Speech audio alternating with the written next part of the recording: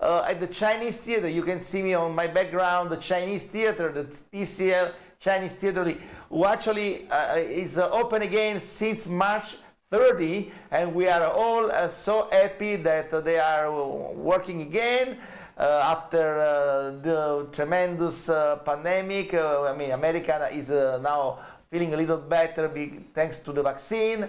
Hopefully in Italy we are doing pretty well, and we hope to be soon at the same level of America in terms of vaccination.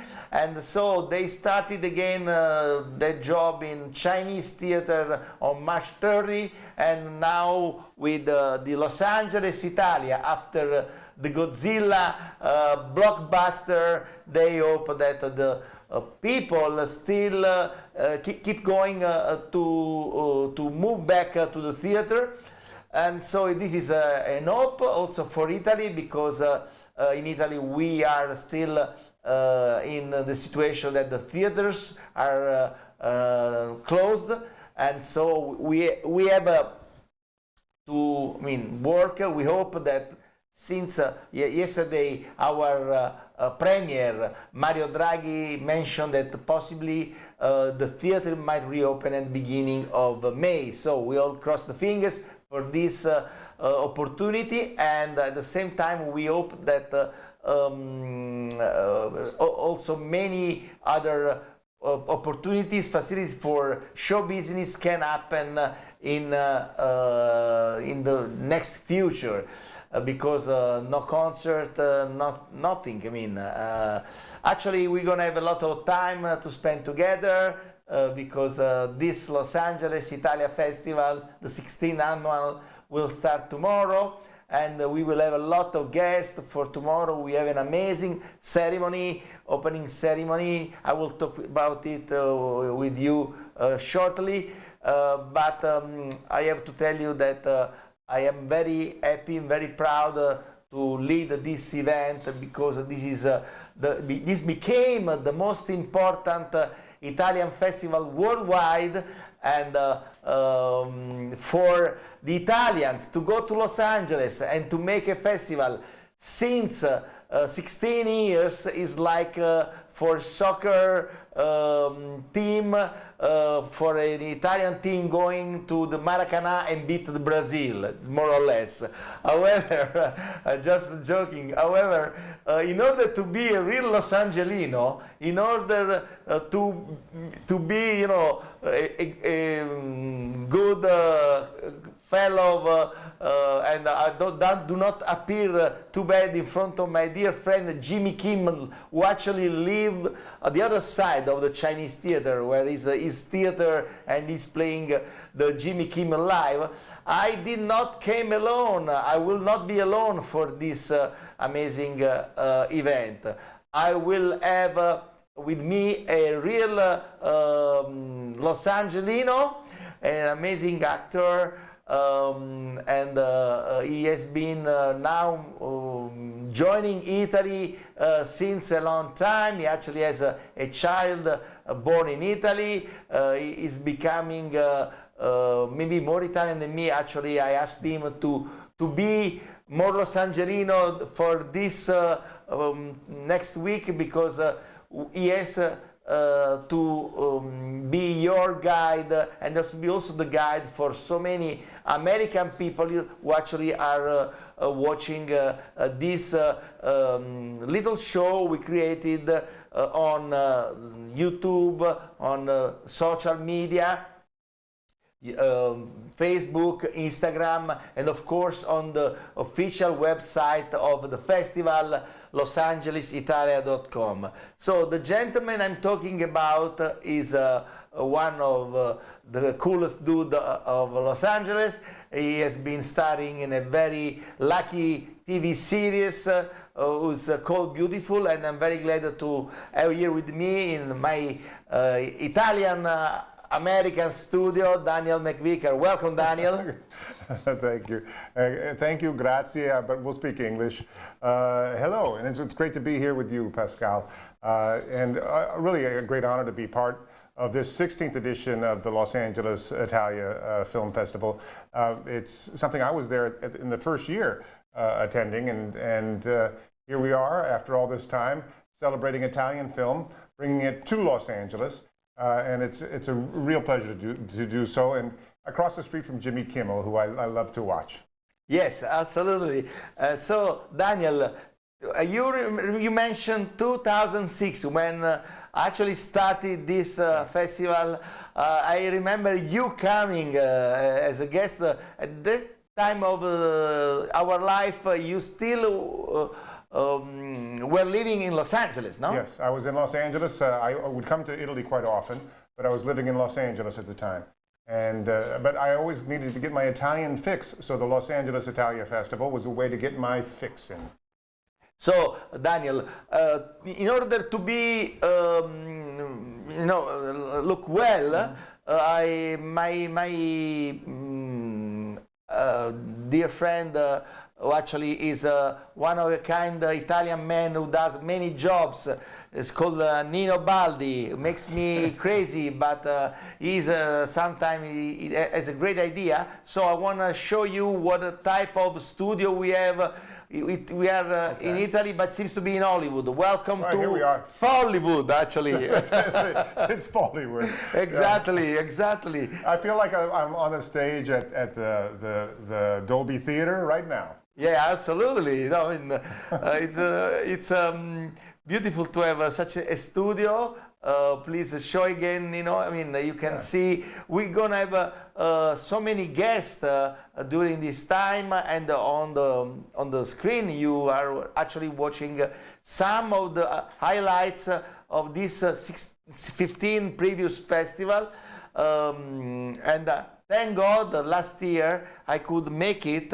Actually, when I was making it, the festival, the pandemic was just starting. I remember I was in Los Angeles at my dear friend Tony Reni's house, who was lending me, so sweet by him, and I was watching television, the Italian news, and actually this news coming from Italy about the problem happening was like surprising. But we did the festival last year, Los Angeles, Italia, February 2 until the 8th, because the Oscar was planned for the February 9th because of the Olympics. Then this year, because of the pandemic, they postponed. I think this will be the first, and I hope the last time, that the Oscar are postponed until April. Huh? It's a little bit late this year. It's just after spring, but you know, Oscar time is Oscar time, and the Los Angeles Italia Festival's been there the week before the Oscars. This was a very smart idea to put it there, because that's when there's a lot of concentration of people in Los Angeles, and for them to appreciate Italian cinema, I think it's a great thing. Yes, absolutely. It gives the spot to the Italian cinema in the hottest moment of the year for the show business, in the hottest place of the year, because no doubt that Los Angeles during the award season becomes one of the hottest places in the world, the hottest, the place to be during the award season, no? And I think it's cool that it's being done at the Chinese Theater this year, that's just recently reopened, and films are showing in person. You can go down there and see a film in the theater. Imagine that. Yes, absolutely. And everybody can go to watch the movie from tomorrow 4 p.m. at the Chinese 6 theaters up on the 3rd floor of the Hollywood and Island Center, Theater 6. There will be the first movie will be Pinocchio, directed by Matteo Garrone, starring Roberto Benigni and Federico Ielapi, as well as so many actors. And to follow, we're going to have one of the most appreciated Italian movie of the past year, The Life Ahead, directed by Edoardo Ponti, starring the one and only Sophia Loren. Yes. And then again, we're going to have another movie by Stefano Mordini, who actually closed this past year Venice Festival. However, so that's tomorrow night. At the Chinese Theater. Tomorrow night means Sunday night, April 18, from 4 o'clock live at Chinese Theater. And tomorrow also Daniel starts the program on the 2 platforms we choose for the other screenings. Essentially, we started to have Capri Hollywood on mymovies.it and we of course we still have mymovies.it, where we actually can see so many shortcuts and many other documentary and movies which are both available for Italy and for US territories. But then there is another platform we choose for this year, Los Angeles, Italia. The platform is called eventive.org, and you can easily reach these 2 platforms plugging in from going through the Los Angeles Italia website, who actually sees losangelesitalia.com, very easy. Then you go inside, and my other dear friend, colleague, who drives me crazy but works very well, Domenico Durante, prepared a very easy button to push to go on the platform to look for what you're really searching in order of a program rich of brand new movies, but also classic, from Bertolucci to Pasolini and many more. And then also we have some incredible recent movies, some noir, some shortcut from Italian and Italian-American directors that we selected through the platform filmfreeway.com. And of course we're going to have some other documentaries directed by very talented artists.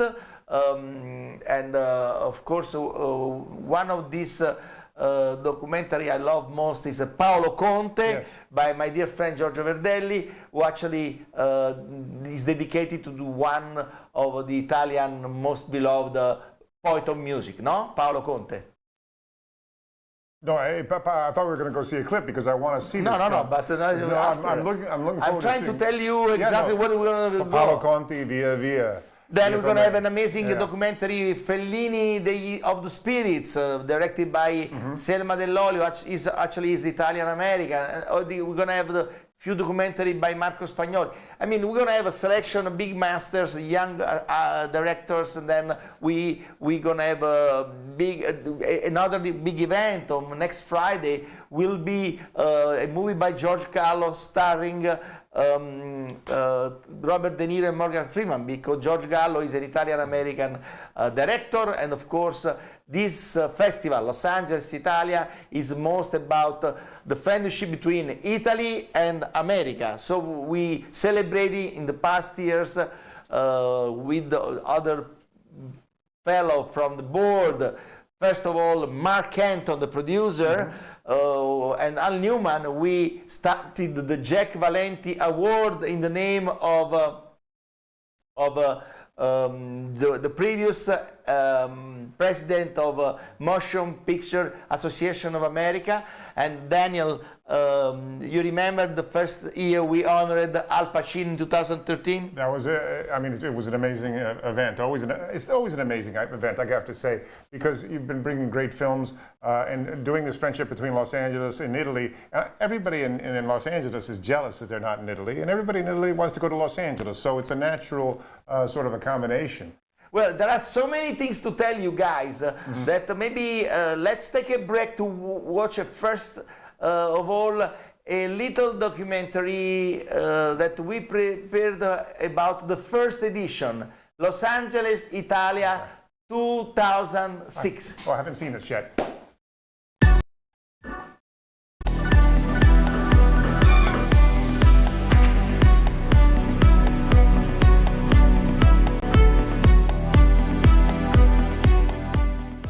festival. Parliamo di questo festival, madrina d'onore di questa serata. Perché io sono madrina da quando è nato Capri Hollywood, per via che insieme a Pascal l'inventore e presidente di Capri Hollywood è Tony Petruzzi, che era il protagonista dei Basilischi, quindi è legato a me da allora. E fu lui che mi chiamò e io quando mi chiama Tony corro sempre. E da allora devo dire, grazie alla forza della natura che è Pascal, che è bravissimo, è una cosa che ha avuto vita lunga, si è sempre ingrandito fino ad arrivare a questo evento che è abbastanza importante. Che è il primo presumibilmente di una serie. Certamente, certamente, perché è un incontro proprio a ridosso dell'Oscar, veramente importante per il cinema italiano, può presentare i suoi prodotti, i nuovi e anche i vecchi. Da un'esperta, parliamo di Oscar. Che film merita quest'anno? Che regista premierebile? È difficile perché quest'anno gli americani hanno fatto gran bei film, almeno 7 capolavori, quindi non è facile. Io ho votato, non vi dico per chi, perché faccio parte, però non è facile perché hanno fatto dei gran bei film quest'anno. E poi sono stati bravi.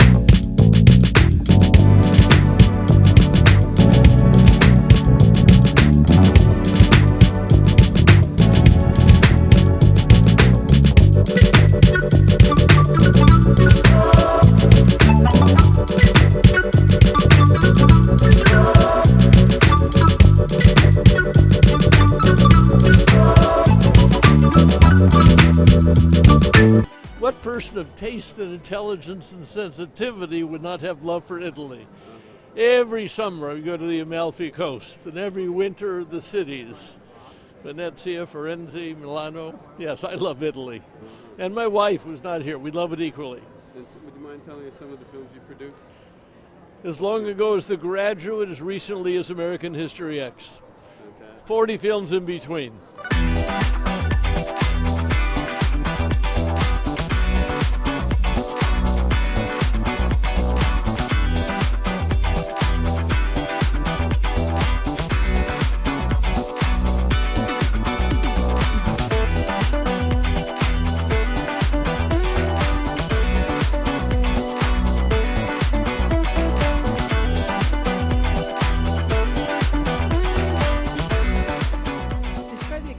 Of coaching and working with Giannini Giancarlo in Seven Beauties. It's a wonderful experience. It's a very important work together. We make many pictures together, and I love him, he loves me, and that's all. What do you think is the greatest contribution Italian cinema has made to the art of filmmaking? You know the movie, ciascuno, lo dico in italiano, me lo traduci? Sì. Ognuno che fa un film Everybody that does a film. serve a tutto il cinema se il It film è gives to the bello. whole cinema, to the whole movie industry. Se il film è If the bello. movie is a good movie, it's a nice That's all. movie. That's all. No? And what is the most challenging film that you ever made? Qual è il film che ti è stato più difficile per te da fare? Io ne ho fatti 34 She made 34 movies e li amo tutti come dei figli. and she loves them all like they were their children. Alcuni per le loro qualità, altri per i loro difetti. Some for their qualities and others for their defects. That's all. Grazie, thank you. Ciao. Ciao. Ciao.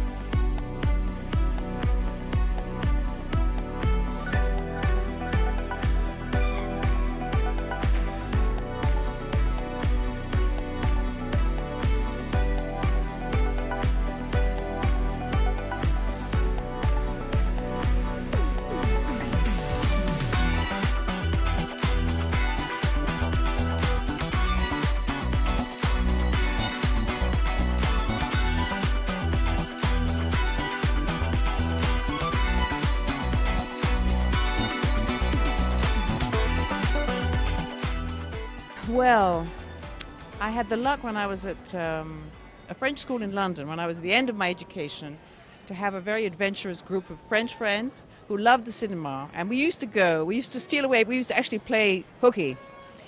And we would go to see French films like, Italian films like La Strada, L'Avventura, La Notte, as many films as we could. We were Pasolini films, Visconti films, Fellini films. This was an incredible time. And it gave me an eye. It gave me a point of view which I've never been able to change. It's always the starting point for me. And when I see cinematographers not understanding this background of lighting and of beauty and of mystery, I find myself quite upset. I think it's something Italians have always understood how to film women, particularly, and of course men too. But I was at that point really fascinated particularly by the women, and because it was a complete discovery for me. Well, speaking of the women, Lena Wertmuller is going to be here and be honored tonight. What are some of your favorite memories of some of her films? Well, I haven't seen all her films. I've seen Swept Away. I think I saw Seven Beauties. She was really a very strong and energetic source of energy that came into the cinema at the time she started making films. I've met her a couple of times. I liked her. I haven't had the chance to work with her, but I know my friend of mine did a film with her. Candy Bergen did a film with her, and she's been important. And as a woman director, she's been important. And what is on the horizon for you? Well, I've been working a little bit. I did a couple of things just at the end of the year, and I have nothing at the moment. But I'm hopeful that I will find something interesting. The question is to find something that's different, rather than just to keep working on something you've done before. Yeah. And out of all of your roles, what is when you look back on your career so far, what is the one that was the most challenging and most interesting for you? Well, the most challenging film for me was a film that was a very small film called The Sleepy Time Gal. And this was the most challenging by far, most complex character. I don't know if it played in Italy. I don't think it did yet.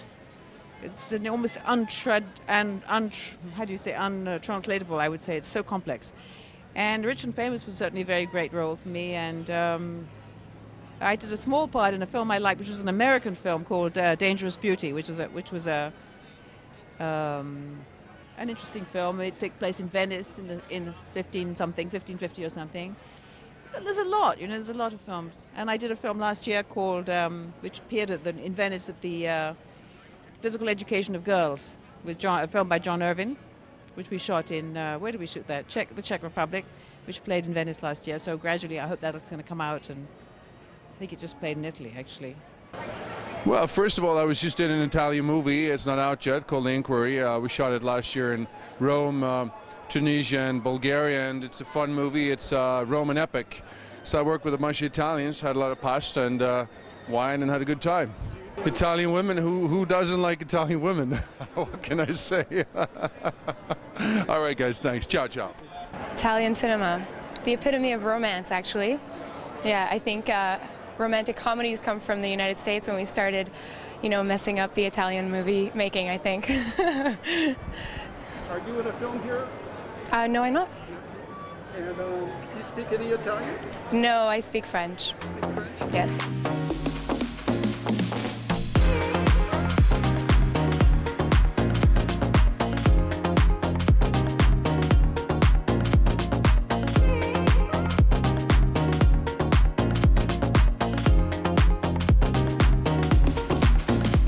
Italian women are very beautiful, sexy, and lovely creatures. Yeah, I've had a great love of Italian cinema. When I was growing up, I grew up in Yonkers, New York, and for some reason I was very attracted to the foreign cinema when I was a young fellow. And I saw all of Fellini's movies and all of De Sica's movies, and they really moved me. And I was always looking for someone who, in English, could give me the same thing that, say, Fellini did with Marcello.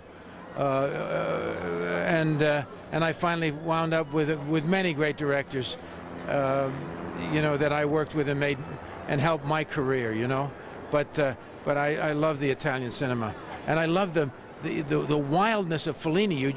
You never knew what to expect with him, and the crazier it got, the better I liked it. He was remarkable. You remember Satyricon? Oh yes, I remember the big explosion that every time he made a movie, people would put him on the cover of Time magazine, and you know, we'd all look forward to this wild imagination running rampant. And then he made a wonderful film toward the end of his life. Well, he made many wonderful films. There's no sense in breaking them down.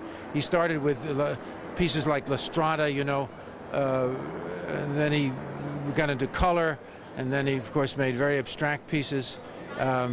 Anyway, it was great. Thank you very much. And I remember him writing an article about Bergman. He and Bergman were like great friends. The three greatest, arguably the greatest movie makers of their time, I could include a few more, but were Bergman, Fellini, and Kurosawa. And they all were crazy about each other. It was great. What is your favorite Italian film? La Dolce Vita. Can you say my favorite Italian film is? Say my favorite Italian sure, film. yeah. My favorite Italian film is La Dolce Vita. Yeah. Why I like Italian cinema? Because I was born in Italy, I'm Italian, and I think that we did great movies. We managed to do great movies with very little money. That's the secret, because to have a lot of money, it's easy to do great movies. But when you don't have enough money, you need brain. And I think that, you know, we have done great movies in the past. Movies with, you know, Rossellini, De Sica, Visconti, Antonioni, Elio Petri, many of them. But now there are new directors, a new generation. They are very interesting. Who's your favorite Italian director? At the moment? No, in history. In the history, I would say De Sica and Elio Petri.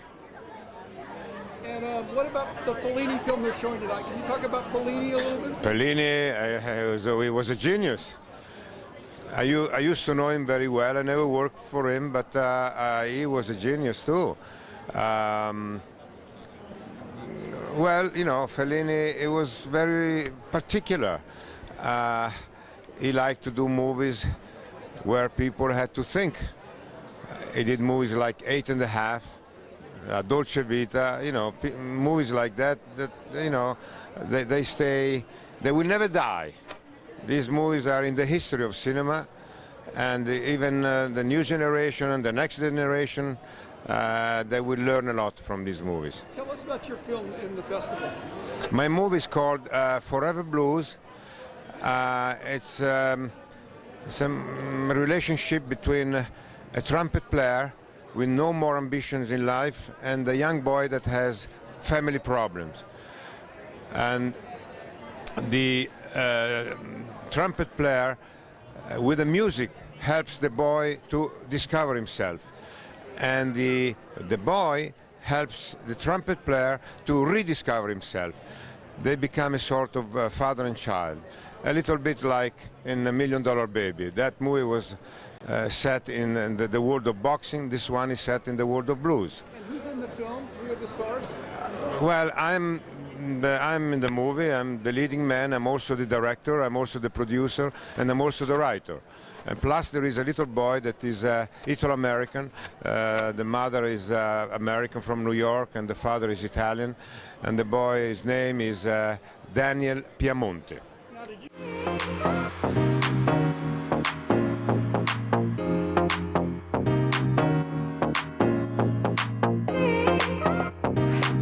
Quale oggetto scaramantico porta fortuna? Non lo posso dire. Come non lo puoi dire? Perché perde il potere. Ah sì, quindi la scaramanzia... Dopo ove mai? Ove mai. Senti, a tutti gli italiani cosa dici adesso? Che siamo contenti, no? Sì. Ci va bene quest'anno e allora siamo contenti. Ben trovata ambasciatrice. Bene, grazie. Come va? Benvenuta a Hollywood, la sua prima esperienza qui nel magico mondo del cinema. È prima volta a settimana dell'Oscar, sì. Perfetto. Ha portato un po' del charme italo-persiano. Speriamo. Senta, come si prepara lei quando ci sono importanti appuntamenti dove bisogna presentarsi, magari qualche oggetto scaramantico, qualche cosa speciale? No, niente. Lei crede nella fortuna?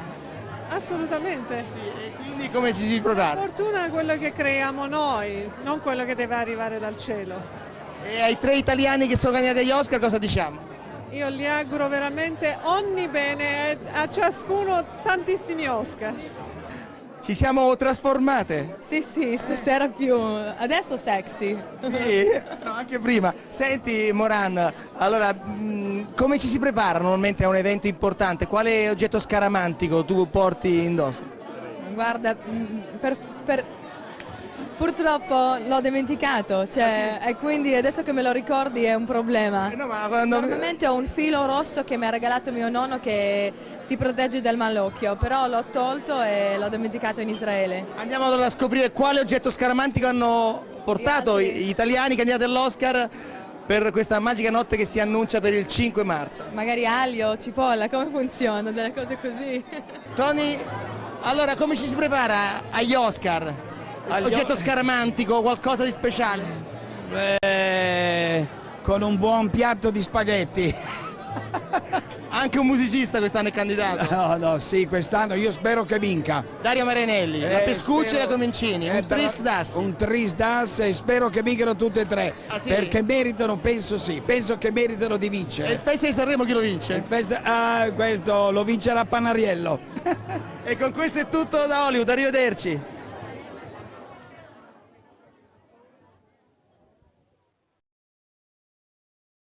It was 15 years ago, but here we are the day before the new edition. But that's extraordinary. 2006, I remember I was there, and it was really just splendid with the whole fashion show, all the gowns of Valentino, the photos on the wall of the story. Certainly, there's so many Italian actors, directors. But why don't you look in the camera for your fan? You're very shy. I'm naturally shy. But you gotta look in the eyes straight your fan, because you are still handsome man. What do you think? I've been away from television for a while, so I've been doing some movies, some independent European films here during these years. But now I'll learn to be on TV again. No, so it's a pleasure to be with Daniel McVicar, a real Los Angelino, the day before Los Angeles Italia Festival. Well, actually, I remind you guys, starting tomorrow at 6 p.m. Italian time, which will be 9 a.m. Los Angeles time, and noon for New York times. Yes. I mean, we always pay after Italy, New York. Chicago 11 o'clock, in Denver it'll be 10 o'clock in the morning. Okay, so I don't dream to have so many viewers all over the world. However, you gotta be surprised as much as I was, because before Capri Hollywood this year, we decided, considering due to the pandemic, we couldn't get physically to the Isle of Capri, where normally the last week of the year we celebrate cinema with an event and became an important stop on the road to the Oscar. We decided to have this Capri Hollywood 25th anniversary on internet.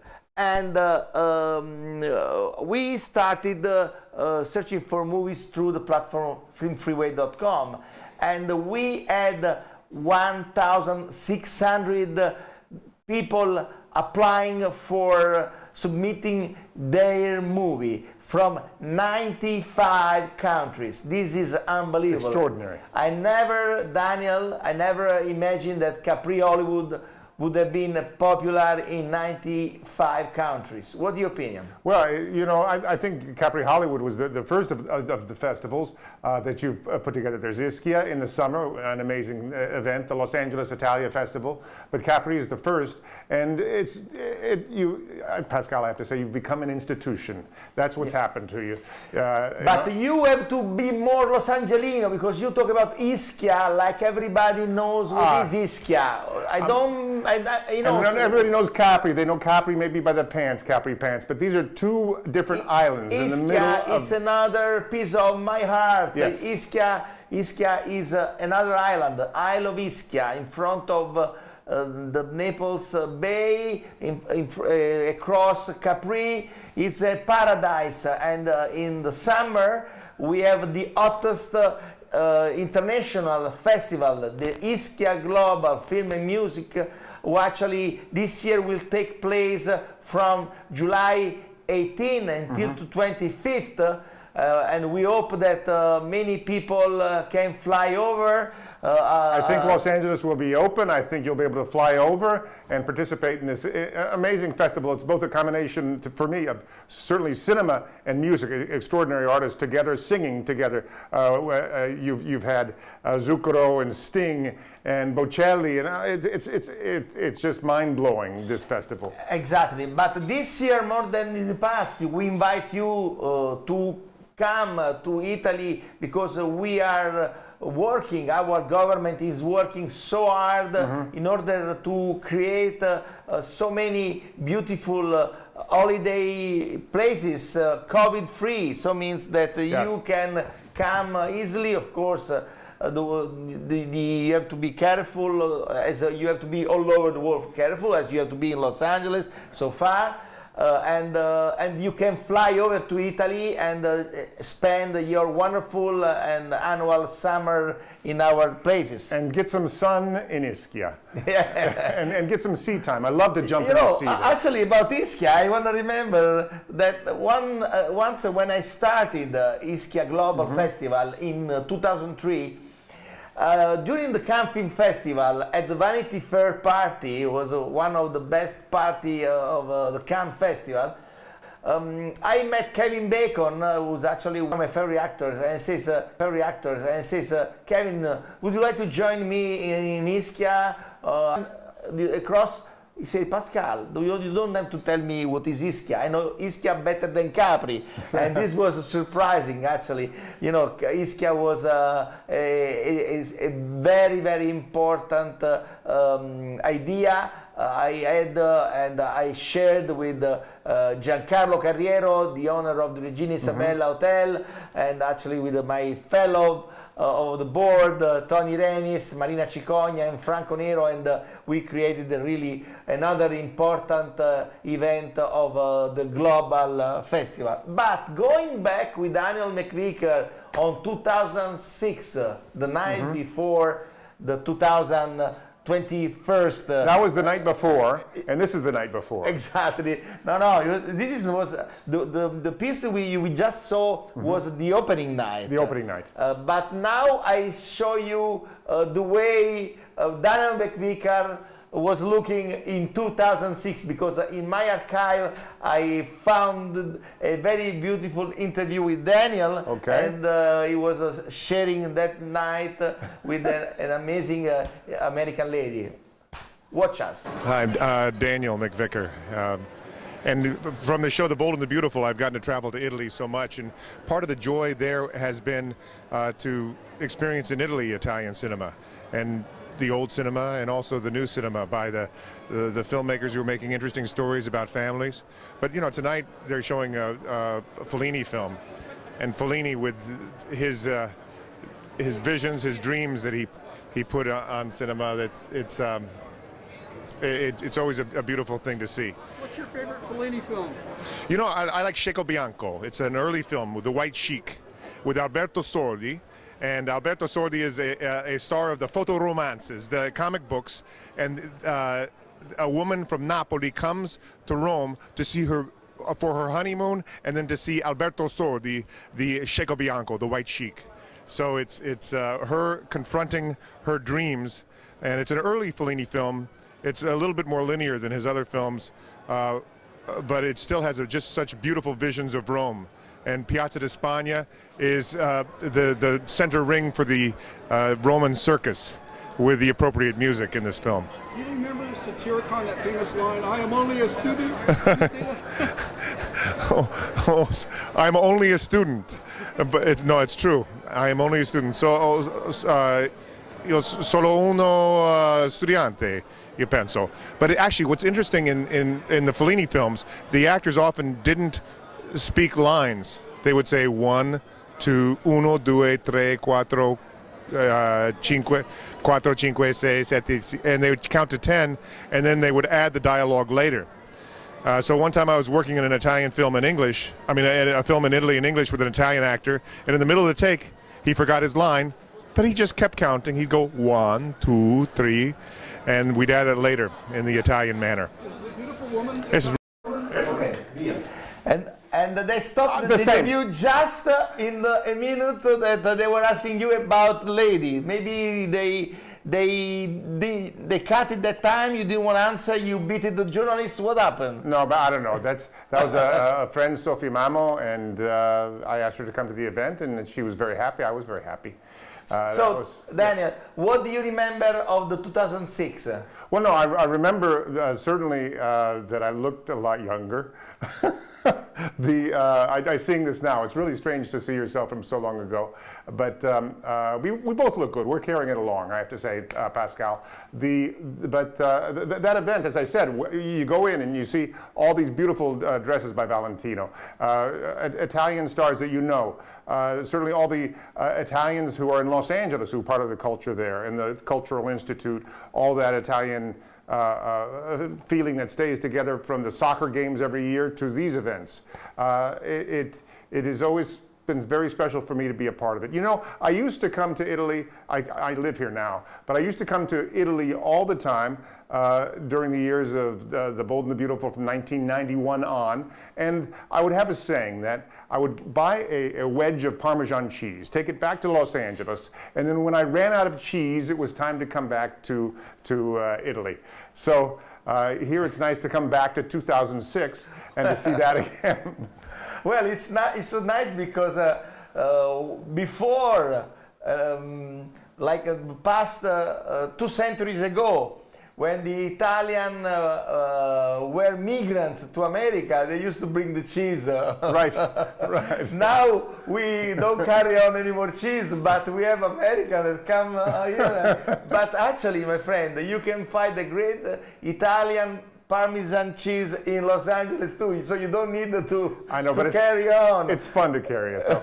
But you know, they did really Italy. They did an amazing also Italy in Los Angeles in Century City and Westfield. I mean, I am very happy to promote it because Westfield Mall is one of the most beautiful mall of the world.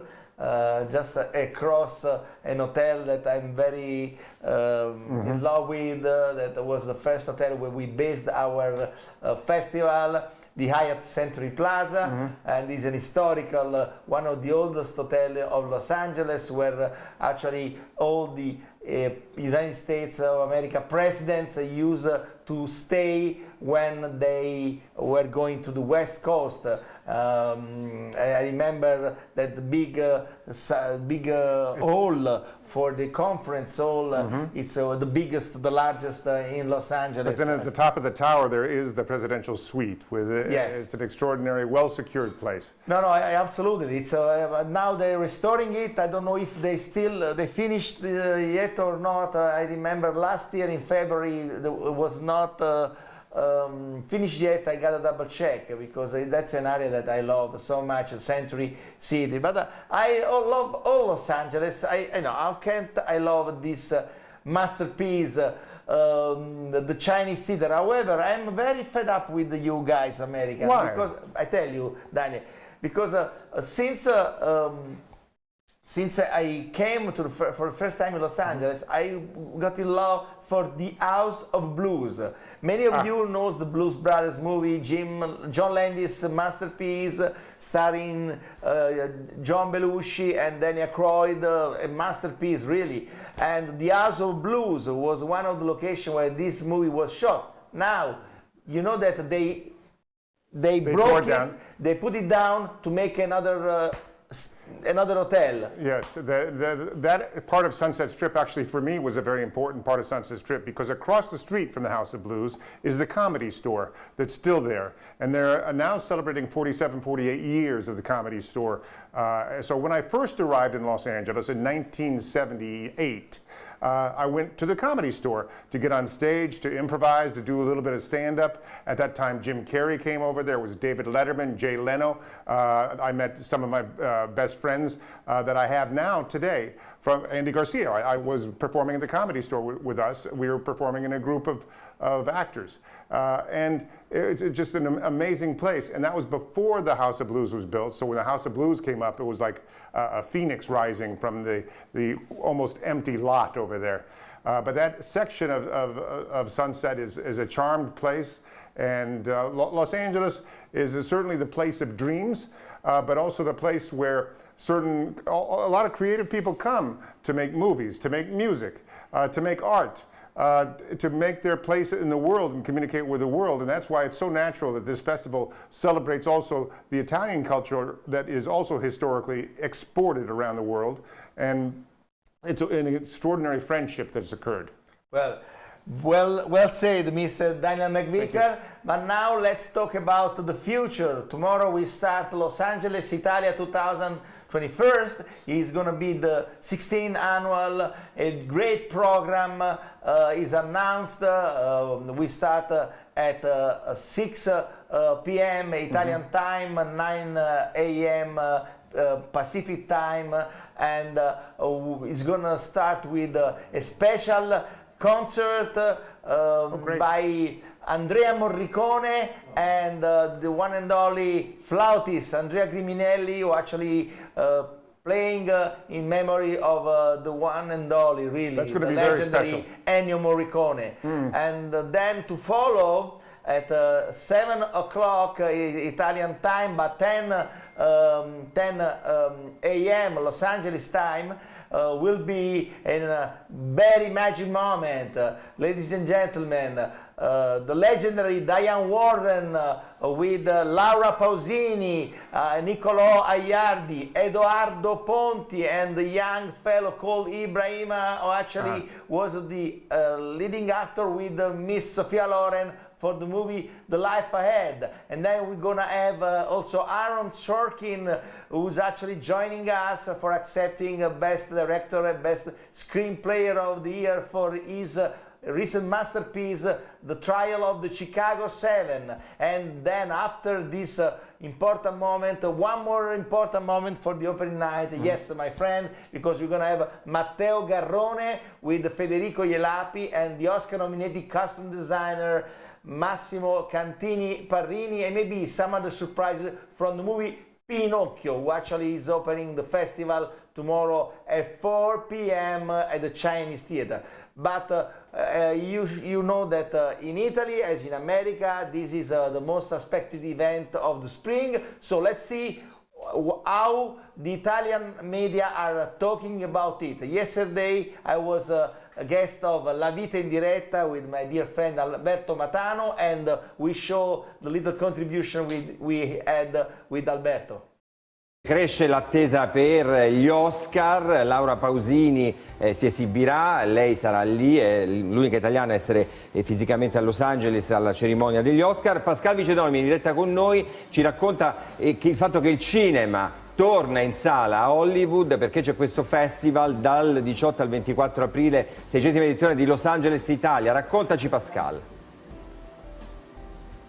Ciao Alberto, sì, siamo davvero orgogliosi di riportare il cinema italiano nelle sale americane e ci auguriamo che sia di buon auspicio per le sale italiane, dunque che presto si possa tornare anche a vedere con naturalmente le dovute precauzioni sia cinema sia teatro italiano, magari all'aperto prima e poi in sala. Il Festival Los Angeles Italia ogni anno anticipa gli Oscar, porta le eccellenze nazionali oltreoceano nel momento più importante dello star business nel teatro dove si fanno gli Oscar, praticamente il Chinese Theater, il Dolby Theater. Quest'anno si inizia con grande emozione nel mito di Ennio Morricone con un concerto che faranno suo figlio Andrea Griminelli, a seguire la proiezione di un film di Rai Cinema, Pinocchio con Benigni, a cui facciamo tanti auguri per il Leone d'Oro appena annunciato, e poi al piccolo Federico Ielapi, e poi il film di cui è protagonista, ecco l'abbiamo appena vista, Sofia Loren, diretto da Edoardo Ponti, dove la nostra Laura Pausini canterà al Dolby Theatre nella notte degli Oscar, unica italiana autorizzata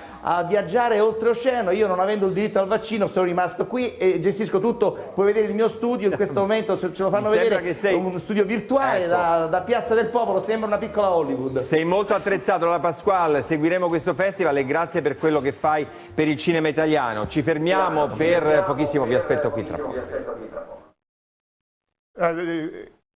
No, questo è tremendo, devo dire, perché in italiano io parlo meglio di 15 anni fa. I speak better in Italian than 15 years ago, so now I can understand what's going on here. And they're promoting and really just covering this festival from Italy, and it's becoming quite a watched event from Italy right now. So that's very, very exciting to see. And again, this is the friendship between Los Angeles and Italy.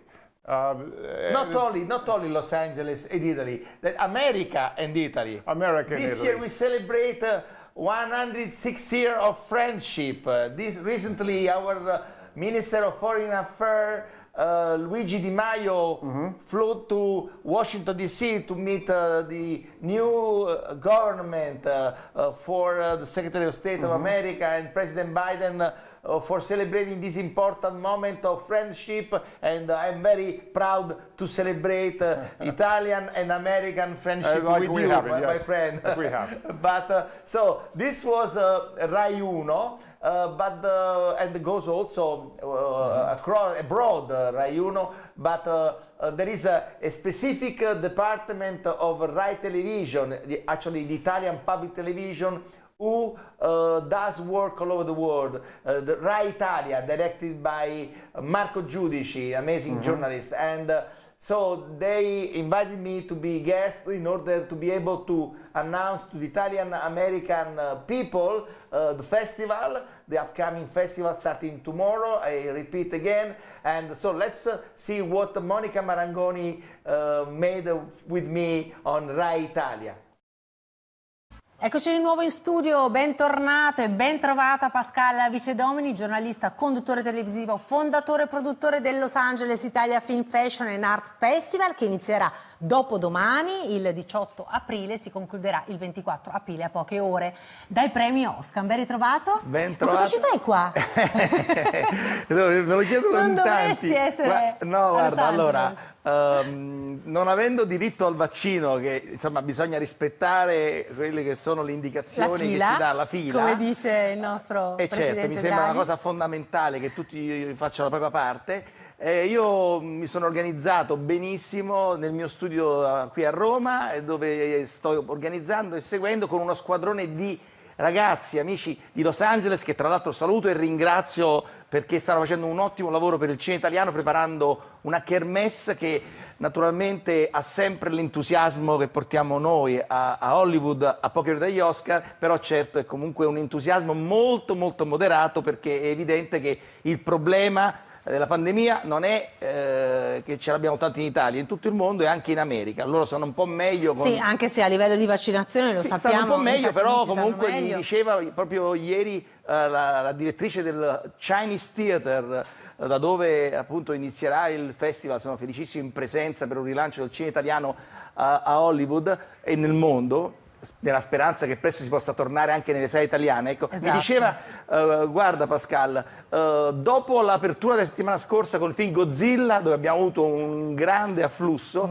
la gente insomma è ancora quindi capienza nelle sale, un quarto della sala, per cui noi avremo una sala dedicata da 400 posti, con 100 posti a sedere, dove potranno venire organizzandosi su internet, sul sito internet losangelesitalia.com, piuttosto che sui social media, prenotando il biglietto potranno venire e potranno godersi i più bei film italiani. Molto bene, quindi insomma 16ª edizione, un po' in presenza, un po' a distanza. È un po' certo, un po'. Io, Monica, dopo l'esperienza di Capri Hollywood dello scorso Natale, dove sono stato giocoforza costretto a lavorare in remote, online, ho capito che d'ora in avanti, quantomeno i festival che seguo io, saranno sempre sia fisici che virtuali, perché dei numeri incredibili. Pensa che per Capri Hollywood ho ricevuto ben 1600 richieste di partecipazione da 95 paesi. Ora io sono rimasto esterrefatto, non pensavo che Capri Hollywood fosse famoso in tanti paesi. E invece è così, perché poi la comunicazione attraverso la rete ti consente di arrivare ovunque. Dove tu possa immaginare. È verissimo. E poi la cosa straordinaria è che neanche la pandemia ti ha fermato. E questo no, guarda, non è ti possibile fa onore, fermarsi. esatto. Sei riuscito comunque a portare avanti tutte le edizioni. Ma Monica, è importantissimo che ognuno di noi faccia la sua parte, rispettando le regole soprattutto, senza fare i furbettini. Bravissimo. Però insomma è importante dare un segnale di reazione, e per me questo è l'anno della rinascita. Abbiamo un grande premier, abbiamo tante persone che stanno adoperando, quindi dobbiamo veramente tutti quanti metterci insieme per fare in modo che pian piano si ricostruisca quella gioia di vivere che è tipica di noi italiani. È verissimo. Allora, raccontaci brevemente il programma, quali premi verranno assegnati. So che ci sarà anche un omaggio giustamente al grande Ennio Morricone. Beh certo, con Ennio Morricone inizieremo proprio la nostra manifestazione, perché io a Morricone sono molto legato rispetto a Los Angeles, perché lo premiammo al festival nel 2007, prima che lui ricevesse l'Oscar alla carriera, e poi con grande orgoglio, ecco, vedo la foto con Quentin, quella mattinata incredibile del 2016, quando il maestro appunto insieme a Quentin Tarantino ho avuto l'onore di fargli dare questa stella di Hollywood, che insomma è veramente un motivo di gran soddisfazione. E devo dirti che suo figlio Andrea Morricone insieme ad Andrea Criminelli si collegheranno col mio studio virtuale, insomma Hollywood Roma, e suoneranno 4-5 pezzi che saranno visibili sia sul sito internet di Los Angeles Italia, sia su tutti i social media del festival. Quindi un evento musicale di altissimo prestigio, di altissimo profilo nel mito del grande maestro. E poi ci saranno tantissimi premi, tantissimi film, i più bei film italiani dell'anno. Il film che aprirà il festival qual è? Allora, ci sono due film che sono quest'anno per noi fondamentali. C'è innanzitutto, per i più piccini non solo, c'è il film Pinocchio di Matteo Garrone, per il quale sono candidati all'Oscar il costumista Massimo Cantini Parrini e i truccatori. Purtroppo loro non riusciranno a partire per Hollywood perché hanno lo stesso problema mio, ovvero non hanno il diritto al vaccino. Così. Troppo giovani mentre invece ci sarà la nostra adorata cantante pop star Laura Pausini, che si esibirà, e quindi essendo una parte fondamentale degli Oscar ha avuto un permesso straordinario, perché deve cantare la notte degli Oscar, questa canzone meravigliosa, Io sì, Sin, dal film The Life Ahead del mio amico Edoardo Ponti e della sua leggendaria mamma Sofia Loren. Che è un film che aprirà il festival. Esattamente. E noi abbiamo anche una grandissima sorpresa, grazie a te ovviamente. Grazie Pascal. a lui che si è svegliato prestissimo. Esatto, in collegamento abbiamo proprio Edoardo Ponti che abbiamo buttato giù dal letto, possiamo dirlo, perché lui è già a Los Angeles e penso che sia all'alba, comunque molto presto. Benvenuto Edoardo. Ciao, grazie. Grazie a te. Sono ancora a letto. Ah, sei ancora a letto, ancora dormiente, a maggior ragione che bel pigiamino che hai. Ti ringrazio. Vero, jeans blu, bello, dormo sempre così. Con le cuffie, gli occhiali. Perfetto per noi. Senti, ovviamente tu lo sai, qui in Italia, ma d'altra parte in tutto il mondo si parla tantissimo di questo tuo film. Hai diretto questa straordinaria mamma che hai, che è Sofia Loren, il brano interpretato da Laura Pausini, che ha già vinto il Golden Globe Award e forse anche chissà, non diciamo niente. Non si dice nulla. Non si dice nulla. Si spera soltanto. Benissimo. Comunque già tanti premi, tanti riconoscimenti, e questi li hai già presi e quindi li possiamo dire. Allora, vuoi raccontare tu per il nostro pubblico internazionale come è nata l'idea di questo film, che comunque ricordiamo è tratto dall'omonimo romanzo? Sì, è nata come nascono tutti i film, cioè mi sono innamorato del libro di Romain Gary quando avevo 16 anni. Dunque da 30 anni che ho questo sogno nel cuore, e quello che mi ha sedotto è questa storia di amore, di amicizia tra due persone che sembra che tutto li separa, l'età, la cultura, la religione, ma in realtà sono due facce della stessa medaglia. Sono entrambi, lo sai, Momo sopravvissuti, sono cresciuti entrambi senza una famiglia e vengono, diciamo, dalla strada.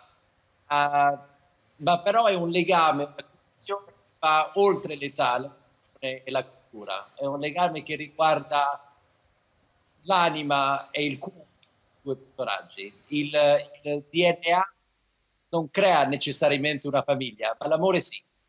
È verissimo, queste sono sante parole, ma raccontaci un po' com'è stato, e credo non sia stato facilissimo, dirigere una star come Sophia Loren. Questo vostro rapporto madre-figlio ti ha aiutato oppure in qualche modo un pochino ostacolato?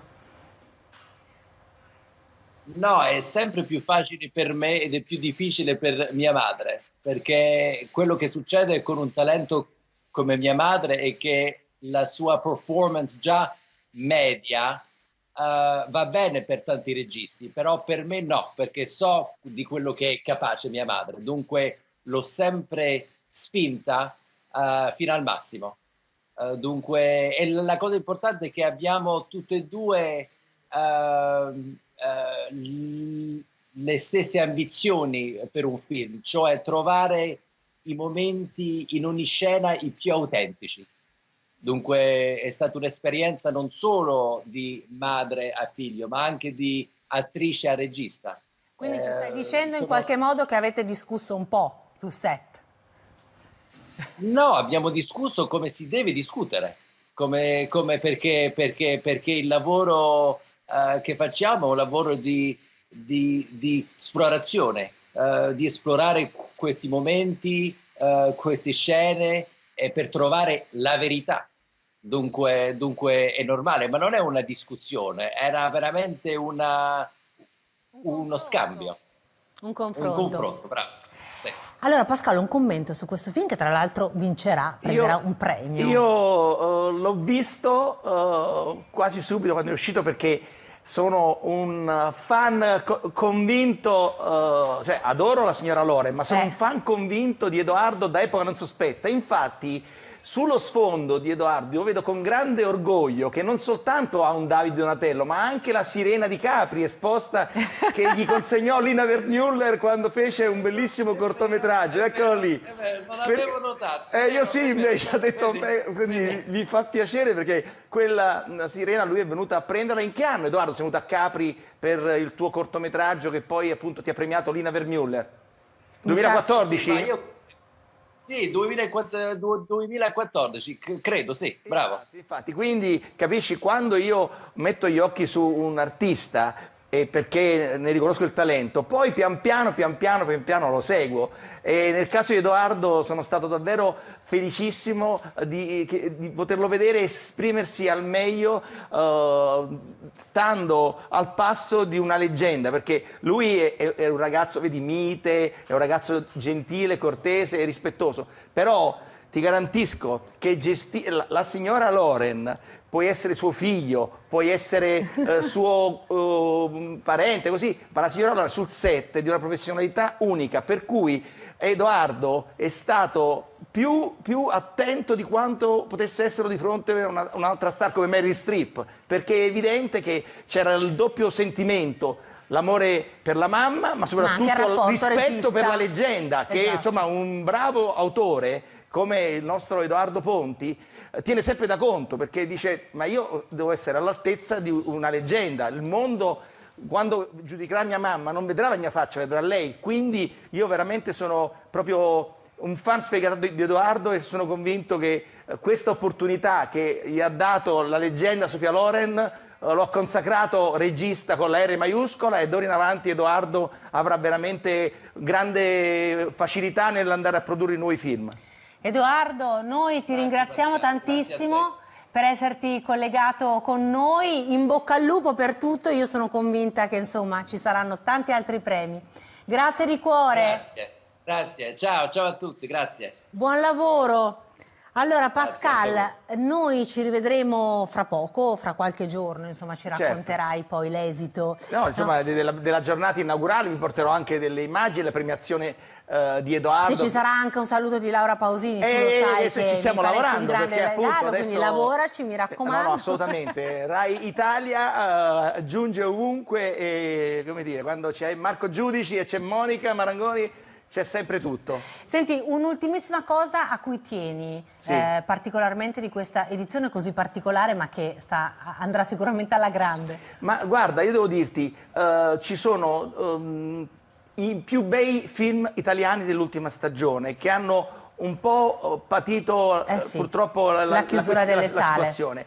E quindi veramente, Monica, il mio sentimento proprio è fortissimo perché dobbiamo tutti quanti andare avanti e cercare di dare una risposta. Quindi portare, a parte il film di Edoardo e Pinocchio di Garrone, il film di Marco Pontecorvo, Fatima, con Harvey Keitel, il film tunisino... Bellissimo, io l'ho visto, è qualcosa di emozionante. Di cui è protagonista Monica Bellucci, il film dei fratelli di Innocenzo, Favolacce, il film di Giorgio Diritti, candidato a tanti Davide Donatello, Volevo nascondermi con un Elio Germano incredibile, ecco, e tantissimi altri film, tantissimi giovani, perché ci sono tantissimi cortometraggi. E allora seguite Los Angeles Italia Film, Fashion and Art Festival. Ringrazio Pascal Vicedomini, ci vedremo fra qualche giorno.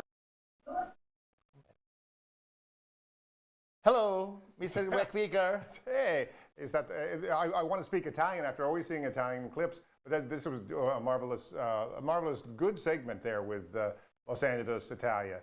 Yes, Rai Italia. Pardon me, Los Angeles Italia. Yeah, but this was a Rai Italia channel that goes all over the world. Is the Italian public television working to make aware all the Italian citizens all over the world and all the people that actually has some Italian blood, because we have to remember that worldwide there are more or less 50 million people who actually are originally from Italy, from America to Australia, all over the world. You find always Italian, because in the past we had to move from our country. Somebody now moves because they are very strong and powerful, but before we were looking for a job, for an house, for a welcoming, and in America has always been very, very friendly with Italy. No, I have certainly not. My blood was not originally Italian. We were Irish, Scottish, Polish, German, but my dad was from New Jersey, and so his sister married an Italian guy, Uncle Al, Alberto, who made a great ragu sauce, I have to say. It was Uncle Al's spaghetti sauce. We always loved it. And it was, I'm thinking it was more like a Neapolitan ragu at the end, as I've been doing my research. But everybody in America wants to come to Italy, but all of Italy came to America. And in fact, there's sometimes more Italians abroad than there are in Italy. It seems that way. I'm not sure. But certainly to keep this connection going between the two countries, it's an essential thing, and it's easy to do because everybody loves it. But I think it's important also to bring the cultural elements together. And Italian films of certainly popular comedies as well, but Italian films of cultural importance are essential to be seen all over the world. And so that's why I love this festival. Well, thank you so much. And one more story today on the news. TG2, Rai 2 was giving us a very beautiful reportage the day before the Los Angeles Italia 2021. E si apre domani il Los Angeles Italia Film Festival, 7 giorni di eventi e di grande cinema con un omaggio a Ennio Morricone. Adele Amendola. Il grande cinema italiano torna in sala a Hollywood con il Los Angeles Italia Festival, manifestazione che da 16 anni precede la cerimonia degli Oscar. È il primo evento che si fa in questo momento così complicato al Chinese Theatre, il teatro più prestigioso, la storia del cinema, nella settimana degli Oscar, a poche ore dal momento in cui noi ci auguriamo che insomma, qualche italiano ci faccia onore. Pinocchio! Pinocchio di Matteo Garrone, coprodotto da Rai Cinema, candidato all'Oscar per migliori costumi e miglior make-up, è il primo dei tanti titoli in programma, seguito da La vita davanti a sé di Edoardo Ponti con Sofia Loren. In corsa per l'Oscar la canzone del film Io sì, che Laura Pausini eseguirà dal vivo ad Hollywood nella notte degli Oscar. Evento di apertura del Los Angeles Italia Festival, un concerto in onore di Ennio Morricone. La rassegna quest'anno, causa pandemia, si svolge anche online su piattaforme social, il tutto coordinato da questo studio di Roma. Guardiamo a Los Angeles con la speranza di poter rientrare presto anche nelle sale italiane. Well, and now we are back in our studio, the Los Angeles Italia studio. I'm here with Daniel Vicar, an American who loves Italy. Actually, he's living in Torino with his beautiful family. I want to mention that there is an Italian-American kid called Pietro McVicar. Pietro. He likes to be called Peter sometimes, but he's Pietro. He's made in Italy. And so, you know, actually bridging Italy, also his family, and Daniel, honoring his love for Italy, also created a family in Italy. So, you heard about this beautiful story. Thank you, Adele Amendola and Direttore Gennaro San Giuliano, for this beautiful story. All the news are talking about us here in Italy and also in Los Angeles. We hope that many people, actually not so many, because at the Chinese theater, we have in the third floor, theater number 6, there is a 400 seat theater. Now the permission is to get 100 seats. My feeling it's very strong because until last year we almost had 600 people in the opening night, and I did not push so much on the invitation this year because actually I'm not there, so I cannot handle the situation live. I'm sure that tomorrow, when Los Angeles will be at 4 o'clock and for me will be 11 o'clock, I'll be like big anxiety, working live with my collaborator over there, Luca Riemma, Mariella Meiarini, Matteo Guidoni, and many others who actually are controlling the theater because I don't want that so many people are gonna get there and then maybe they don't find a room, but there are... But they can go online and get their tickets and organize them that way. Yes, so they can go online and they book their ticket, no? Yes. They can do that, and it's wonderful to see these films in the cinema. So if you get a chance to get down there and do it. It's going to be great to be here with you all this week. We're here the day before all the week. I think tomorrow's a way to open with the tribute to Ennio Morricone with his son Andrea and Andrea Griminelli. They're making a concert at Andrea Griminelli home. Andrea Morricone will play piano as usual, and Andrea Griminelli is magic flute, as they did before, just at Los Angeles Italia.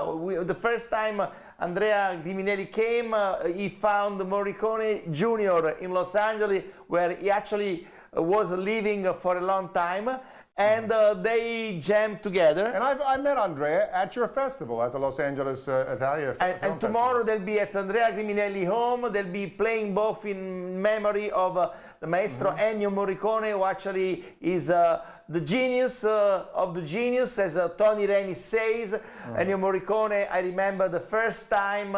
Do we have, ce l'abbiamo, dico la regia, qui il pezzo di Morricone, non è caricato ancora. Se ce l'abbiamo lo possiamo mettere e mi fa molto piacere. Me lo dite. Sorry if I spoke in Italian. I'll translate. He's checking to see if we have a little piece of Ennio Morricone for you to see right now. We're going to check in just a second. Sì, ma comunque dicevo. Anyway, Daniel, I remember the first time Maestro Morricone was in Los Angeles, Italia, 2007, the same year of Vasco Rossi, who actually is the king of rock, or king of the Italian rock. Yes.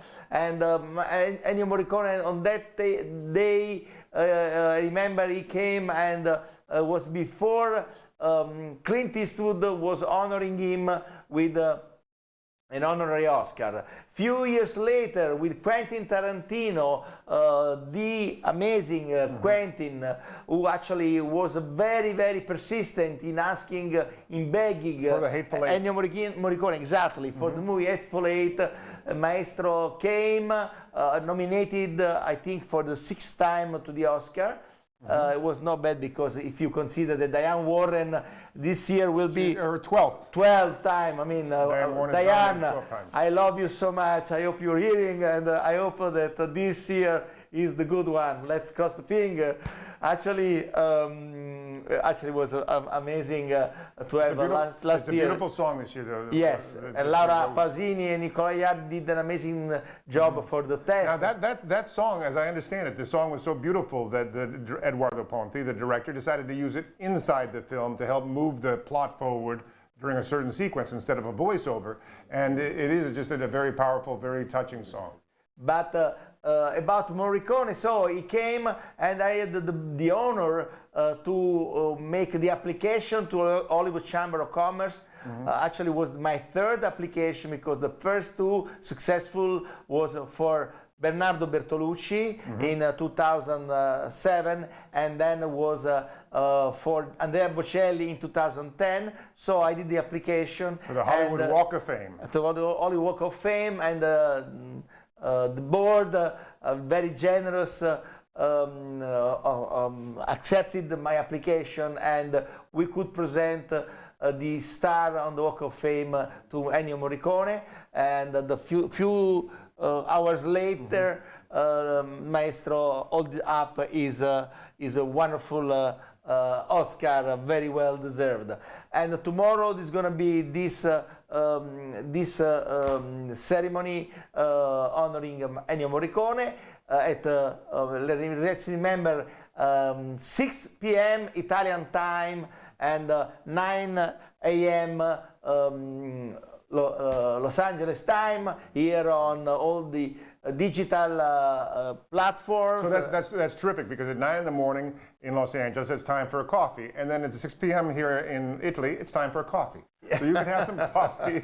You can have some coffee and watch our show either on YouTube, on Instagram, on Facebook, on your portable, we have several, and also on our website, losangelesitalia.com. So it's becoming a very big amount of device where you can literally watch us and follow, because after the Morricone event, then there's going to be Diane Warren and Laura Pausini and Eduardo Ponti and Nicola Iardi event, and of course Aaron Sorkin moment, because we're going to have this amazing celebration for the people of the movie, The Life Ahead, and of the Maestro, who actually won already an Oscar for the script of Social Network. And this year we're going to honor Aaron Sorkin with the Best Director and Best Screenplayer of the Year,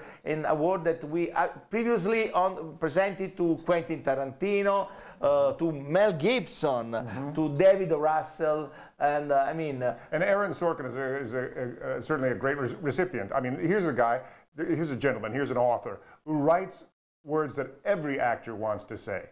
His speeches, every actor wants to say them. They're a little afraid because they're so powerful. But everybody wants Aaron Sorkin's words in their mouth.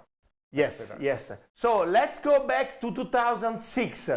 Torniamo al 2006. I speak in Italian because I don't want to confuse my people.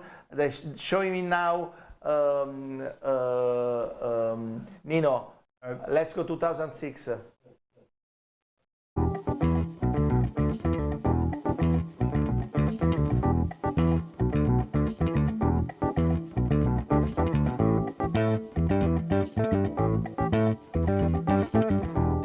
Una bellissima festa all'insegna del cinema, della musica, della moda e del cibo italiano, bentrovati da Hollywood con Patrizia Pellegrino e tantissimi amici dello spettacolo italiano per un inizio straordinario del Los Angeles Italia, la grande festa del cinema internazionale che qui terrà a banco nel quartiere più caldo di Hollywood fino agli Oscar. Degli Oscar. Allora, cosa ci fai tu a Sono Hollywood? appena arrivata qui, prima di tutto. Grazie anche a te che mi hai invitato, sono felicissima perché ho appena incontrato John Voight.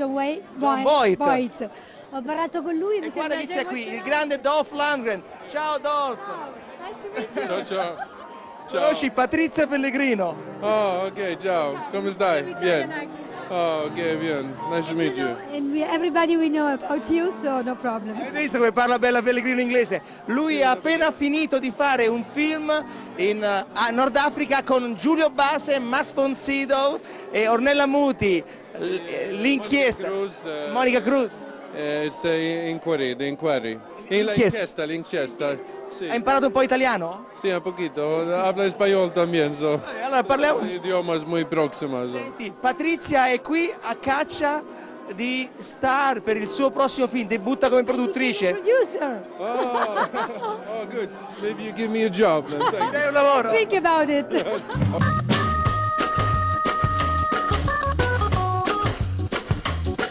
Raul, qui c'è Rosanna che dice tantissime parole di te, dice che diventerai una grande star in America. E tu che dici di Rosanna Arquette? Rosanna è, è una grande attrice, per me è stato un onore lavorare con lei, però io la pago molto per dare queste dichiarazioni.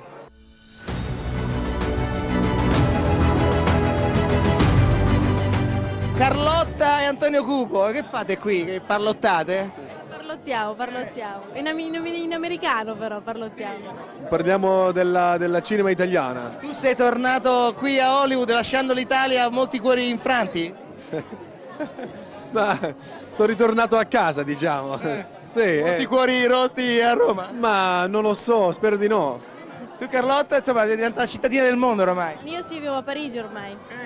E lavoro a Parigi. Un po' napoletano, un po' francese, adesso Hollywood, insomma, non trovi pace. Non trovo pace. E allora li vinciamo questi Oscar? Spero di sì. Viva la Comencini, viva Marianelli, viva la Pescucci. Viva gli italiani.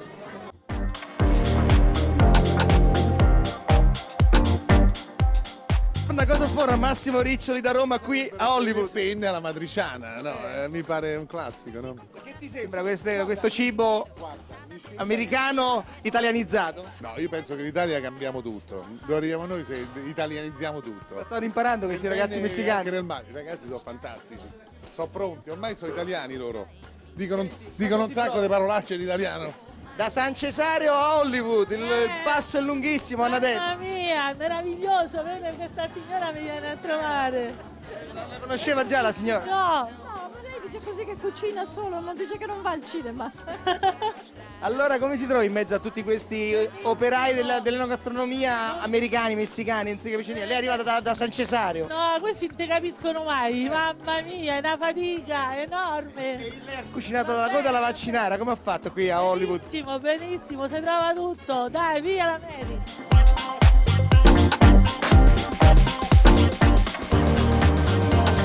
Cosa stai dicendo a Lina Vergnure? La stai disturbando? Ma mai. Ma tu devi sapere che Lina ed io c'è un amore segreto che è iniziato quando io avevo 20 anni e lei mi portava con la sua piccola macchina decapotabile, andavamo ad Ostia a prendere il sole e lei mi parlava del cinema, lei a quell'epoca era l'aiuto di Fellini e io dicevo a me stesso, questa donna è talmente intelligente che un giorno sarà una grande regista, eccola qua. Ecco Lina, insieme a te Luciana Paluzzi, addirittura una star italiana che poi si è trapiantata qui in America. Perché Americano. Che cosa ha sposato? Salomon, Mr. Salomon. Un produttore. Certo, produttore. Com'è la vita da italiana ormai americana? Mi trovo benissimo qua, se no sarei tornata in Italia. In Italia ci vengo da turista, sono felice, ho mio figlio che vive là, 2 nipotini, sono contenta di venire, ma la vita qui è molto più facile. E poi c'è l'amore qui, perché esatto, questi due si amano come 2 colombi. Tu sei una grandissima attrice, ma ci si può innamorare da attrice oppure bisogna sempre restare un po' vaghe?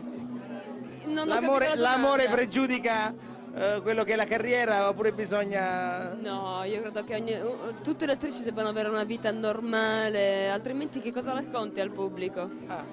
Sì. Sì? Sì, tutte le emozioni questa che ci sono storia che ci si nella vita innamora su sono- ogni set? No, è una cavolata. A me sinceramente non è mai successo, voglio dire, è un amore in quel momento, nel senso che comunque lavori con delle persone che hai scelto, che stimi e quindi la stima ti porta a una sorta di amore, ma gli altri sono tutti gossip. Renis, una grande festa per lo spettacolo italiano oltreoceano, mi sembra un gran successo. No, è un trionfo, non un successo, quindi penso che gli italiani devono essere grati a tutti noi che abbiamo collaborato per far diventare questa grande festa del cinema, della moda e della cucina, e poi abbiamo portato l'Italia a Hollywood, proprio nel contesto del teatro cinese, nel contesto degli Oscar, e penso che più di questo non si poteva fare, straordinario. Senti, ma mentre voi siete qui che festeggiate, Panariello è lì che sta lottando per il suo festival, stasera debutta, cosa gli diciamo al grande Giorgio da Hollywood, visto che avrà anche ospite John Travolta? Al grande Giorgio io mi voglio ripetere perché lui lo sa, Giorgio farà un grandissimo festival, Giorgio è un grandissimo attore, un grandissimo showman e il suo festival resterà nella storia. Giorgio, in bocca al lupo dal tuo amico Tony Renis, I love you. Anche, perdonami, anche un saluto particolare e un abbraccio al direttore artistico musicale che a Ilari Blasi alla Gabello, è stato niente. il mio braccio destro, il mio alter ego, Gianmarco Mazzi, a Ilari Blasi, sì, a Vittoria, insomma, e a tutti quanti e a tutto Sanremo. Viva Sanremo, il più grande festival italiano nel mondo. Evviva, evviva, arrivederci da Hollywood. Evviva, sì. Un abbraccio da Hollywood.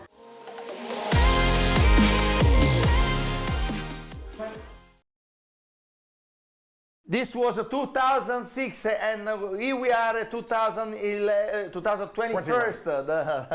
the day before Los Angeles, Italia, with Daniel McVicar live from... and Pascal Vicedomini. live from Roma, Hollywood, going straight to Los Angeles, a Chinese theater, where we have a camera that is showing us what is actually happening in front of the theater where tomorrow we start our event. Daniel. Well, I think also it's appropriate because Hollywood is a mindset. It's the place where people dream and create. And so we're here no matter where you are, no matter where we are, we're all here in Hollywood. Exactly, and actually it's very important that we are in front of this theater because this theater is one of the iconic building of your I town. love to go to this theater. I love to go where they put the footprints and the handprints of the stars, dating back until the 20s and 30s. The old stars from Clark Gable and John Wayne's boots are in there, and Rock Hudson's size 13 shoes are in there, and Tom Cruise's size 13 shoes are also there. But Sean Connery, when he put his feet in there, and when you go there you can see it, he went barefoot and put his feet in there. So you can see nude feet of Sean Connery. But talking about Italy in front of the Chinese theater, how can't you remember that there are the imprinting of Sofia Loren and of Marcello Mastroianni? Yes, of my course dear they're Daniel. there. Yes, of course they're there. They're usually presented right next to each other. Exactly. And it's really, for me also as an American, Marcello Mastroianni and Sophie Loren were my first introduction to Italy and the Italian culture as a young child. Watching Man of La Mancha with Sophie Loren. And Marcello Mastroianni is certainly an actor. I think that he was the Cary Grant of Italy in this sense, and he's a perfect actor that an actor can watch and learn so much from. Exactly. And Sofia Loren actually was honored last December in Capri for her best performance. I mean, for us, she really deserved an Oscar nomination. Yes. I think that I'm very upset that she didn't get the nomination. However, the Academy, in order to honor her immense talent, announced for her the Visionary Award that Miss Sophia Loren is gonna accept in Los Angeles upcoming fall, because they will open finally the museum of the Oscars on Wilshire Boulevard, a museum designed by another Italian, Renzo Piano, and in that occasion Miss Sophia Loren will receive another prestigious award recognition by the Academy. And this time, unfortunately, we could not ever honor with a nomination for the movie Life Ahead.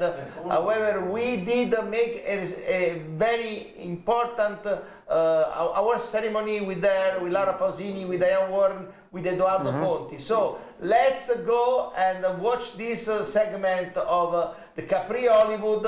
Lina Vermeulen was begging to be there as well, but I mean, Lina, I remember when she received her Oscar recently in Los Angeles. Sophia Loren was there with her, yes. Bella Rossellini. So, possiamo vedere il segmento di Sophia Loren o no? Ok, andiamo allora. Let's watch it. È un onore per noi ricevere questi premi. La storia della vita davanti a sé e il personaggio di Madame Rosa sono entrati nel mio cuore il momento in cui ho letto la sceneggiatura. Ma non solo per l'importante messaggio di tolleranza, empatia e umanità, ma anche perché racconta una bellissima storia di amore e amicizia tra due persone, che in superficie tutto separa, ma che sono in realtà legati non solo attraverso il dolore e la sofferenza, ma soprattutto la speranza e la resilienza. Questo anno è giunto al suo termine. È stato un anno difficile, è stato un anno di perdite e dolori, ma è stato anche un anno in cui abbiamo visto persone aiutarsi e tirarsi su nel più bello e inaspettato dei modi. Questo film parla di questi momenti di umanità tra di noi, questi momenti di compassione, di amore, tutto ciò che ci unisce e ci rende più forti. Grazie. Grazie per questo riconoscimento. Vi auguro a tutti un anno pieno di luce, amore e serenità. Grazie. What a wonderful speech gave Miss Sophia Loren for Capri Hollywood and for all the viewers of this movie, The Life Ahead. Actually, she said in Italian, "It is an honor to receive these awards. The story of The Life Ahead and the character of Madame Rosa entered my heart the moment I read the script, not only for its important message of tolerance, empathy and humanity, but also because it tells a beautiful story of love and friendship between two people whom on the surface everything separates, but who are actually linked not only through pain and suffering, but above all thought, hope and resilience. This year has come to an end. It has been a difficult year. It has been a year of loss and pain, but it has also been a year in which we have seen people help and support each other in the most beautiful and unexpected of the ways. This film is about these moments of humanity between us, these moments of compassion, of love, everything that unites us and makes us stronger. Thanks for this recognition. I wish you a year full of love, light and serenity. Sophia Loren. So thank you so much, Miss Loren. We are so touched, and really I want to congratulate Ted Sarandos and Netflix for picking up this movie that Edoardo Ponti did and this was a big opportunity for an amazing actress. The big actors always says, I'm not talking about the past, I talk what I'm going to do next. And Edoardo gave to the actress, Sophia Loren, a great opportunity. Edoardo, eh? Look for wonderful opportunities to work with my mother because she's such a wonderful artist. And what I like to do when I work with her is to present the version that I know of my mother. Not the diva, not the icon, but the wonderful actress. You know, the Sophia not spelled with a PH, but the Sophia spelled with an F, the way that she spelled it when she was born. And this is what I want to offer people when I work with her, that authenticity, that sense of strength that she has, that sense of, also that sense of poetry and that comedic side. You know, she's somebody that combines so effortlessly drama and comedy, fragility and strength. And when I read the role of Madame Rosa, I felt it was my mother's, you know, because it combines all these different colors in a seamless way. So it was an honor, of course, to work with her for the third time.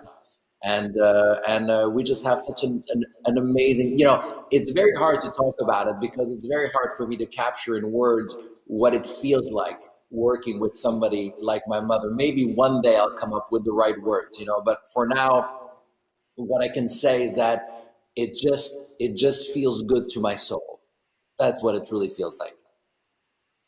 Congratulations, Eduardo. Your words really pays off an incredible job you did, and also the investment that was done very smart by Netflix. Mark? This was a very smart, a great opportunity that Netflix had to hook the most important and talented actress ever.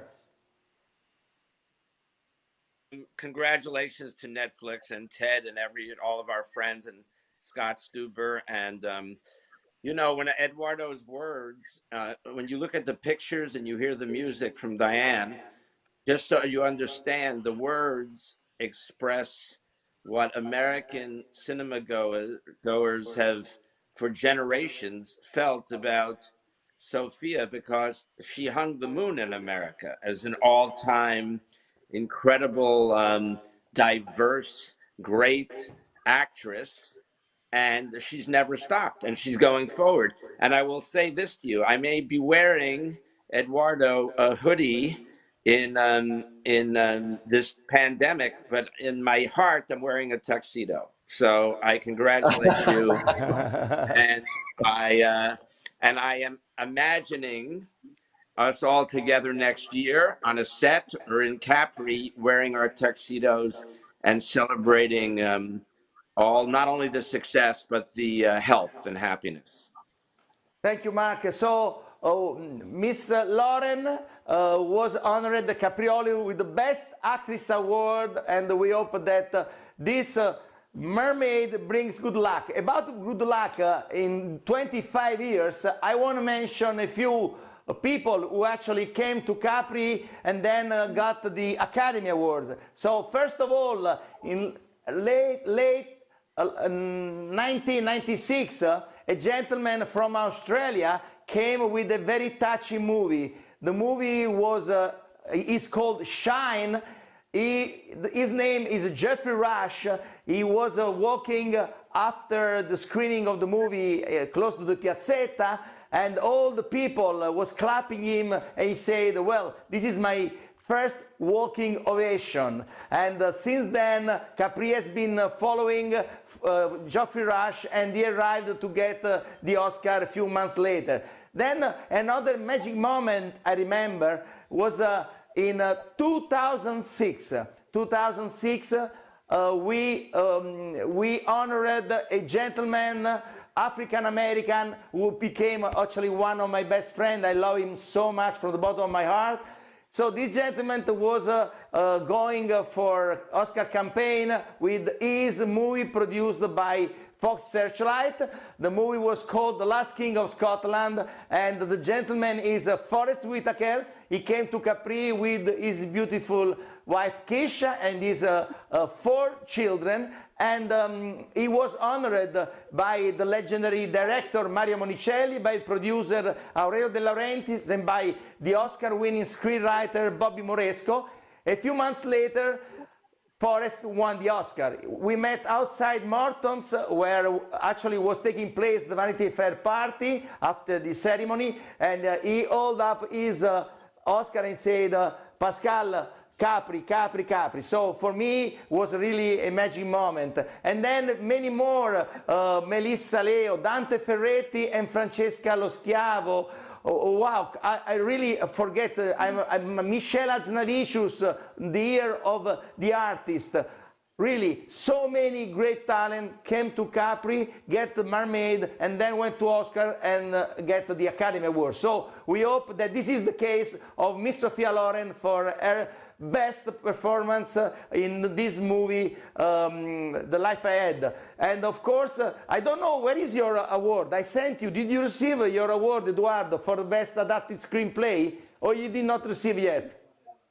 No, I did not receive it yet. I was anxiously waiting, but I did not receive it yet. Okay, but it's coming. Maybe it's stocked on a FedEx. The first gift of the new year. I think Amazon dropped it at Johnny Nuneri's house. Don't worry. Oh, here we go. And he took it.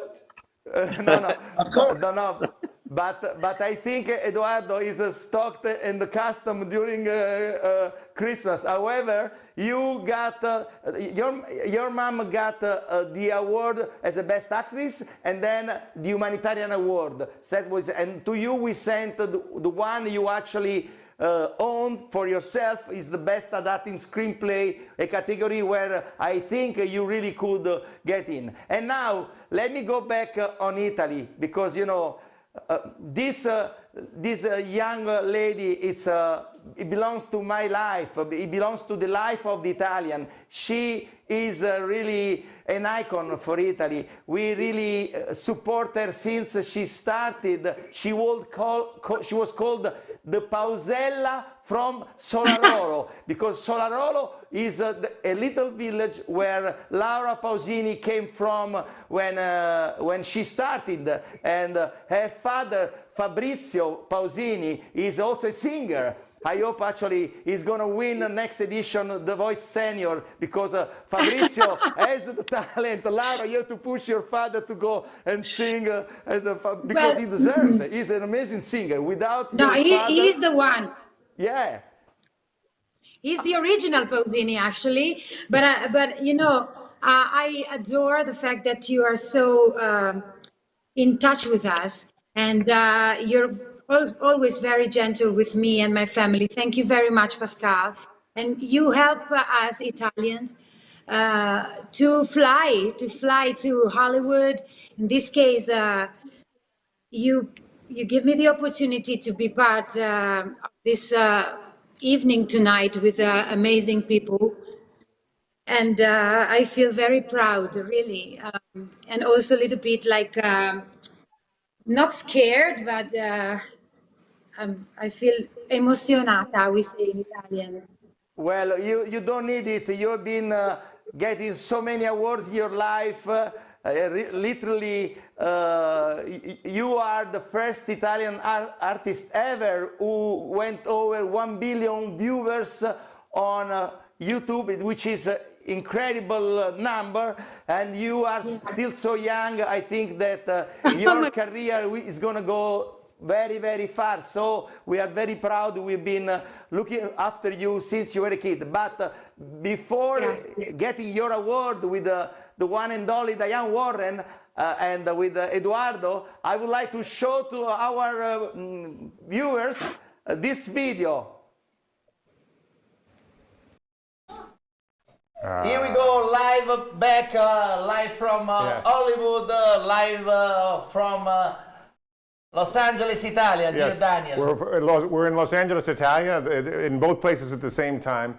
And it's really so beautiful to see Laura Pausini and her song, and that touches me every time.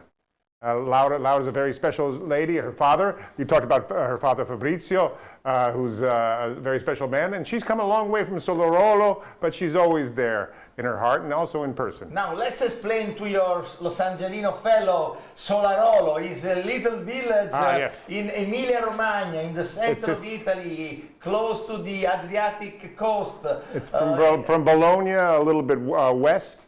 And it's east. Yes, east. East. It's on Adriatic. Oh, pardon me, east. Yes. But toward the coast. Whenever I think of the ocean, I think of the west. So that's what confused me because I was in Los Angeles a lot. So, but it's a very small town, but it's a musical family. And Laura, people who don't know Laura or know her a little bit, she had a success very young when she was here in Italy and grew that success around the world. She's a very special woman, and I'm so happy that she's nominated for an Oscar this year with Diane Warren. And she won the Golden Globe, my friend. Yes, indeed. She won the Golden Globe. We are so happy. This is also a satisfaction Andrea Bocelli had with Tony Renis for the song The Prayer, and then they were beaten the last minute by at the Oscar by Mariah Carey and Whitney Houston, and another soundtrack very beautiful of a cartoon. However, but we remember the prayer. The song is with us very much all the time. And so let's cross the finger this year. However, we saw before a few minutes ago the presentation of all the gang for The Life Ahead with Edoardo Ponti, of course, Sophie Loren, Laura Pausini, and Diane Warren, my beloved friend. Indeed, and it's a beautiful film, which was on Netflix. Netflix acquired it during this pandemic, so it wasn't able to go to the theaters right away. But it's really a splendid, quiet story about empathy, and Sophie Loren's performance is certainly a masterclass for all of us about both realism and hitting the right notes and holding them back until they come. I just really loved watching this film, but the song hits me every time. It's just to see people that insist that sometimes we don't see the people and they're there, and it's something we all feel ourselves, but also something that we can pay attention to everybody else around us.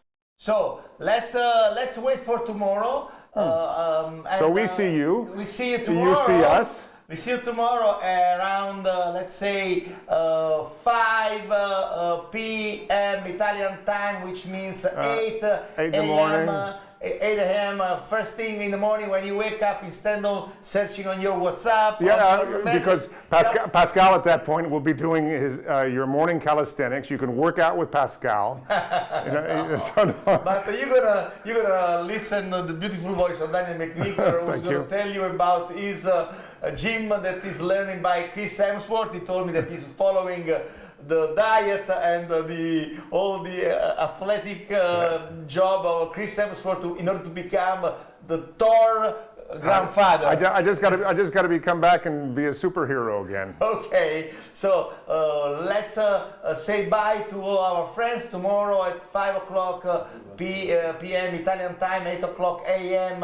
Los Angeles time, which means 11 o'clock a.m. New York time. We will be here for tribute to Ennio Morricone with Andrea Morricone and Andrea Griminelli. Then 1 hour later, we're gonna have exactly at 7 o'clock. We're gonna have here with us Diane Warren, Laura Pausini, Edoardo Ponti, Nicolò Aiardi, and Maestro Aaron Sorkin for a wonderful event. And then to follow 8 p.m., which means 11 Los Angeles time, we're gonna have here the gang of Pinocchio with Matteo Garrone, first of all, the talented director of Gomorrah, who actually created the wonderful Pinocchio, and of course the young and talented actor Federico Ierapi, and the young maestro of costume designer, a real smart pupil of Piero Tosi, the legendary costume designer, Italian Oscar winner, the leopard. You remember the costume? There was Piero Tosi, and Massimo Cantini Parrini is on the way of his great Pigmalione, we say in Italy, on the way to the Oscar. So let's cross the finger for them and Bocca tomorrow Lupo to them. people. And then check in with LosAngelesItalia.com, LosAngelesItalia.com, and you'll be able to update on the schedule and enjoy us. It's going to be all week. We're going to have events, interviews.